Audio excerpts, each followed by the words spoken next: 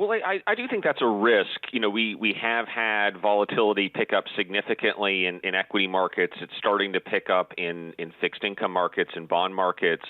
But I think a big takeaway of this study is that when the economy is improving, markets tend to be a lot more forgiving of those types of VAR shocks, of those types of volatility shocks, and the market tends to bounce back faster. So, as long as the economic data is improving, and we at Morgan Stanley are quite optimistic about that economic data improvement, I think this is something the market will be able to deal with, and that extra caution from, say, higher recent volatility is not going to derail the broader market.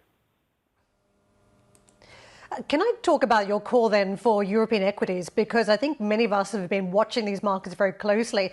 And what stands out to me is that they're not all moving higher in lockstep. You see a little bit of appetite for, say, the German market. It switches then to Italy. It switches to the FTSE here in the UK. At what point do you see all these markets rally in lockstep and try and catch up to their US counterparts?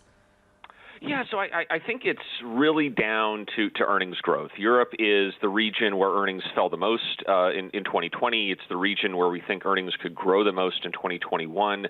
But obviously, that earnings growth is still a little ways away, and we just saw out today very, very poor UK economic data. It's still clear that Europe's economy is quite weak, and that economic recovery is lagging the U.S. So I do think that by the time we get to the back half of the year, it's going to be clear that Europe's data is starting to catch up. I think by that point, it will be clear that Europe is also starting to catch up on the vaccine side, where it is clearly lagging.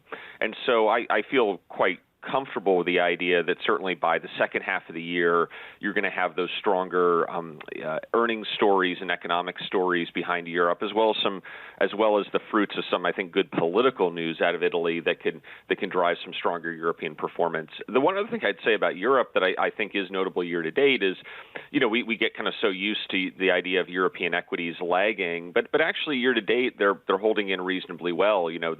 The S&P is up about 4% year to date. The Eurostoxx 50 is up 3.6%. They're very kind of in the same neighborhood. So I think Europe is holding in well, and I ultimately think it will outperform this year.